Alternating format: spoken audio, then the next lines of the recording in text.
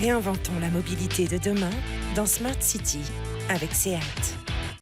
On visite l'hôpital du futur avec mes invités. Quentin Laurens, bonjour. Porte-parole de Carnot Computing. Et puis avec nous, en visioconférence, Yann Bubien, qui est le directeur général du CHU de Bordeaux et président du groupement de recherche et d'applications hospitalières. Bonjour, vous m'entendez bien ?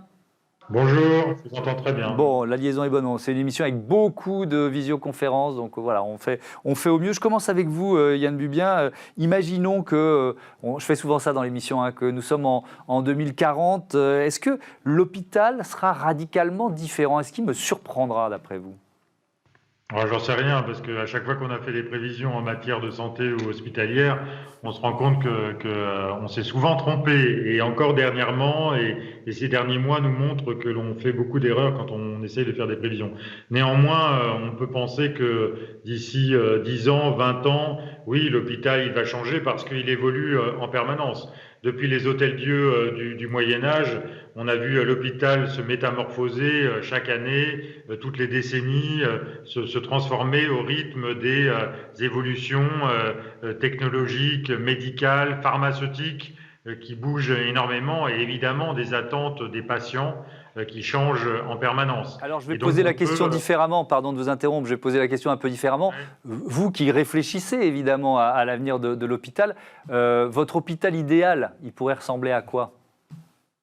Écoutez, d'abord un hôpital toujours plus innovant, avec un plateau technique extrêmement performant qui serait au cœur du moteur, un plateau technique avec de l'intelligence artificielle, de la robotique, l'imagerie et notamment l'imagerie interventionnelle la plus performante, et puis un hôpital quand même plus humain, qui offre une qualité hôtelière plus de qualité, qui ressemble à ce qu'on peut trouver dans les meilleurs endroits. Un hôpital plus social aussi, parce qu'il y a une responsabilité sociale qui est très importante. On parle beaucoup aujourd'hui de qualité de vie au travail, et je crois que ce sera un événement, ce sera quelque chose de majeur dans les années qui viennent, pour notamment attirer et garder des professionnels de santé qui sont de plus en plus difficiles à fidéliser parce qu'ils se comparent aux autres, parce qu'ils ne restent pas toute leur vie dans le même établissement. Et puis ce sera un hôpital plus ouvert, moins fermé sur lui-même, plus ouvert sur la ville, plus ouvert sur les autres établissements, un hôpital numérique, digital, en réseau, avec les autres partenaires, les autres acteurs de l'écosystème. Et puis un hôpital plus écologique, ça c'est certain. On a une responsabilité environnementale qui est très importante dans les hôpitaux. Il suffit de le voir actuellement avec l'ensemble des déchets, avec évidemment le Covid, on a en plus multiplié encore plus les usages uniques, qui fait qu'on jette beaucoup aujourd'hui dans les établissements, et donc il y a une responsabilité. On va reprendre pas mal, pardon de vous interrompre, on va reprendre quelques-uns des thèmes que vous avez ouverts. Le smart hospital, le connecté, intelligent, ça vous parle forcément, Quentin Laurens, vous êtes l'un des lauréats avec Carnot Computing d'un appel à projet lancé par la ville d'Amiens et Engie Axima. Grâce à quelle innovation ? Expliquez-nous, le radiateur ordinateur, c'est quoi ? Alors le lien est tout trouvé entre ce qu'a dit Yann Bubien et ce que propose Carnot, c'est de limiter l'empreinte écologique et l'empreinte carbone ainsi que la consommation énergétique des bâtiments, alors des hôpitaux également. La proposition de Carnot, c'est de chauffer des bâtiments avec des serveurs informatiques, et pour ça on a inventé deux technologies en particulier, l'une qui s'appelle le radiateur ordinateur et l'autre la chaudière numérique, et qui ont pour particularité d'être connectés à Internet et d'embarquer en leur sein des processeurs informatiques qui tournent pour des opérations de calcul complexes, d'une part, et dégagent de la chaleur au cours de leur fonctionnement.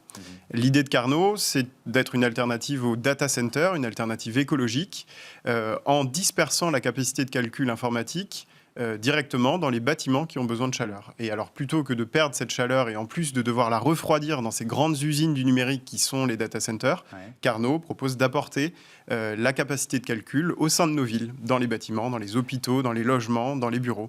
Mais ça veut dire qu'on est dans un circuit fermé, c'est-à-dire que les ordinateurs, les serveurs de l'hôpital certes, va chauffer l'hôpital et uniquement l'hôpital, c'est ça? Alors c'est une très bonne question. On est là aussi dans un circuit plutôt ouvert. Ouais. À l'inverse, Ouais. ce qu'on fait nous, c'est qu'on pourrait très bien installer des serveurs informatiques sous forme de chaudière, par exemple à l'hôpital de Bordeaux. Ouais. Mais les calculs qui y tourneraient pourraient être faits pour des clients tiers. En réalité, on traite avec deux types de clients. D'un côté, des clients de chauffage qui ont cet apport en chauffage écologique. Et de l'autre côté, des clients de calcul qui sont des grandes banques, des laboratoires de recherche médicale, des studios d'animation 3D, pour des besoins très variés. Yann parlait de l'intelligence artificielle. On a aussi des activités pour du machine learning, du big data. Et donc tout ça, ce sont des calculs très gourmands en puissance de calcul informatique. Et Carnot propose de vendre cette puissance de calcul. Alors je fais un tout petit lien qui est assez trouvé entre les deux invités que vous avez aujourd'hui.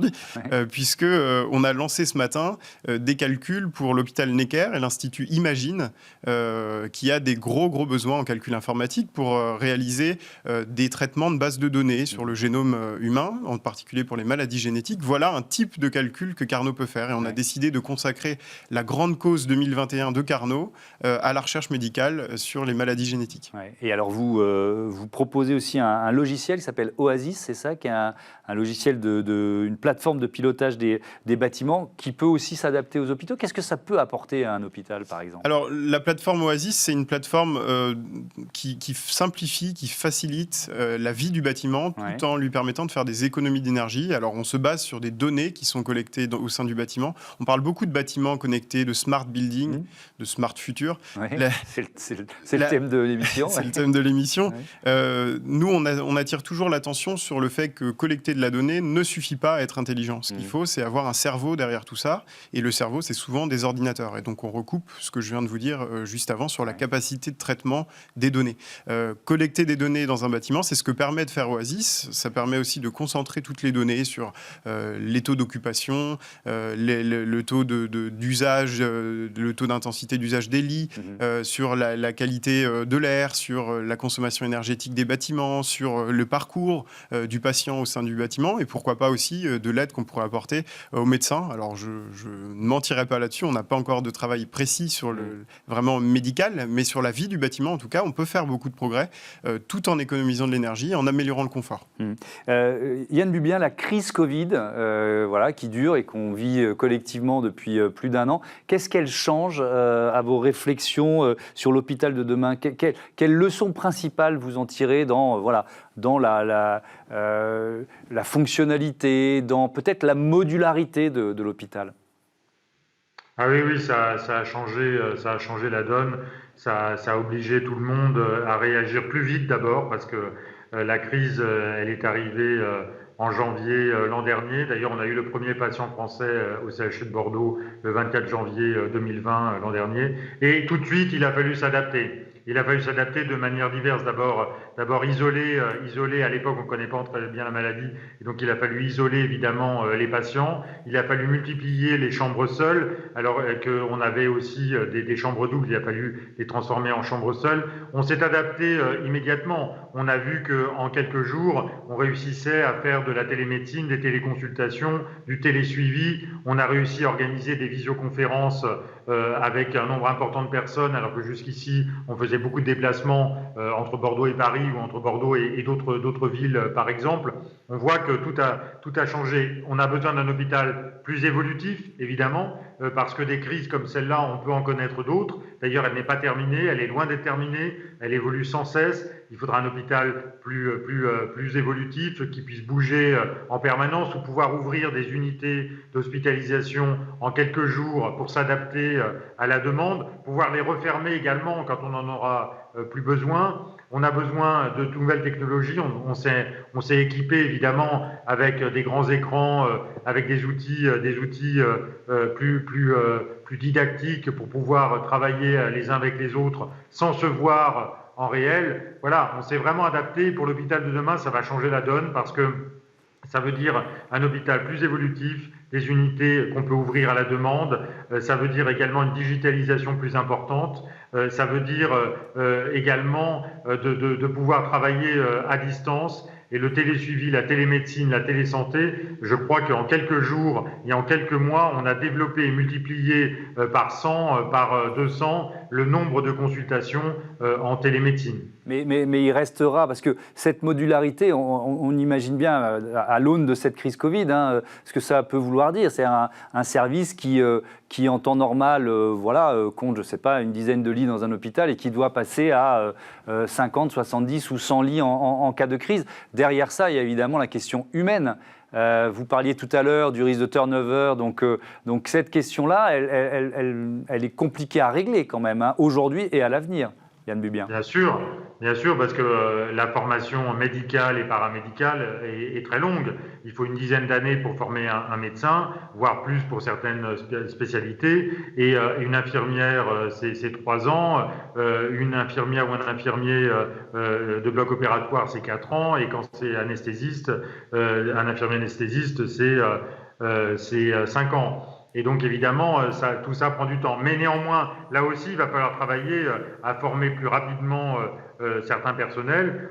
Pour s'adapter, il a fallu en fait déprogrammer. C'est-à-dire qu'on déprogramme à un endroit et on peut demander au personnel qui travaille à cet endroit-là et où on a déprogrammé d'aller travailler dans un autre service et de renforcer ce service, notamment soit une unité Covid, puisque là c'est du Covid, soit une unité de réanimation médicale ou réanimation chirurgicale ou soins critiques. Et ces personnels-là, évidemment, il faut qu'ils soient formés.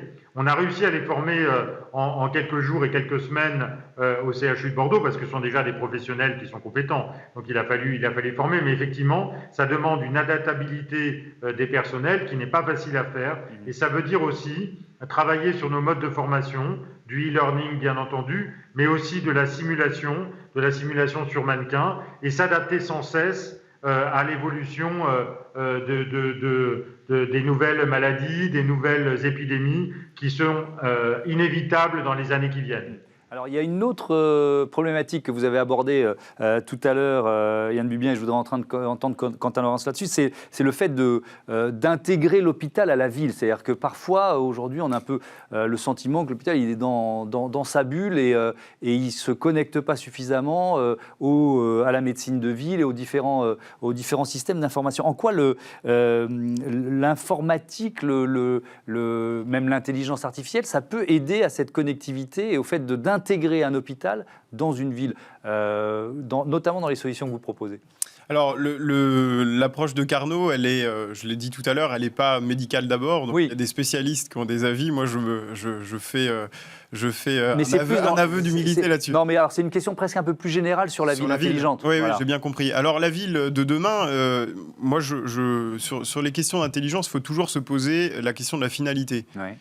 On entend beaucoup parler des villes intelligentes, des bâtiments intelligents, sans forcément savoir vraiment quels sont les services qu'on va avoir à la fin. Ce qu'il faut penser, c'est l'usager final. Ouais. Alors, le patient dans le cadre de l'hôpital, celui qui se déplace dans le cadre des mobilités, celui qui habite dans le cadre des bâtiments. Mais si on l'applique à l'hôpital, pardon de vous interrompre, on peut imaginer un patient qu'on suit avant, pendant et après son hospitalisation. Et là, les outils... Et alors, les outils informatiques, on a parlé tout à l'heure de la télémédecine, peut-être de la médecine par visio, du suivi de dossier, qui est peut-être des outils informatiques qui permettent d'avoir un parcours sans rupture et une continuité dans les soins, tout en respectant, je pense que c'est aussi un sujet que Yann Bubien suit de très près, la question de la confidentialité, de la sécurité des données, avec notamment les données de santé qui sont un peu particulières, et puis le RGPD qui de plus en plus nous oblige à être vigilants sur ces sujets-là. Et ça me permet, moi, d'insister sur le fait que la question de la sécurité et de la souveraineté informatique sont des clés décisives dans ce qu'on veut faire de la ville de demain, de l'hôpital de demain et du bâtiment de demain plus largement. Rester maître de sa donnée par des capacités internes de calcul et de puissance, de stockage et d'hébergement, c'est probablement l'une des clés de la ville de demain. À quoi bon se revendiquer intelligent si les données traitées le sont à l'autre bout de la ville, dans un data center ou autre? Et alors, pour revenir à votre question, je pense qu'il faut toujours avoir en tête la fluidité la simplification, la facilitation, l'amélioration de la vie des gens au sens très large, des patients, des médecins, du personnel soignant aussi, et dans la ville, de tous ceux qui l'habitent. Donc faire une ville intelligente juste pour avoir des objets connectés ici et là, ça sert à rien. Ouais. Je pense que c'est une cause, un pis-aller. Si on veut, la vraie finalité, c'est vraiment que les gens y trouvent quelque chose. Alors dans le bâtiment, ça peut être à la fois faire des économies d'énergie tout en améliorant le confort, ça peut être maintenir les personnes à domicile plus longtemps, ça c'est aussi quelque chose qui peut être complémentaire entre la ville et l'hôpital. On a nous des solutions sur ce qu'on appelle les PMR, les personnes à mobilité réduite, pour favoriser la détection de chute, par exemple l'isolement, lutter contre l'isolement. Et là, le numérique, toujours en articulation avec l'humain, moi j'y suis très sensible et chez Carnot on l'est, peut apporter. Voilà. Mais il faut toujours penser, je pense, l'humain comme finalité.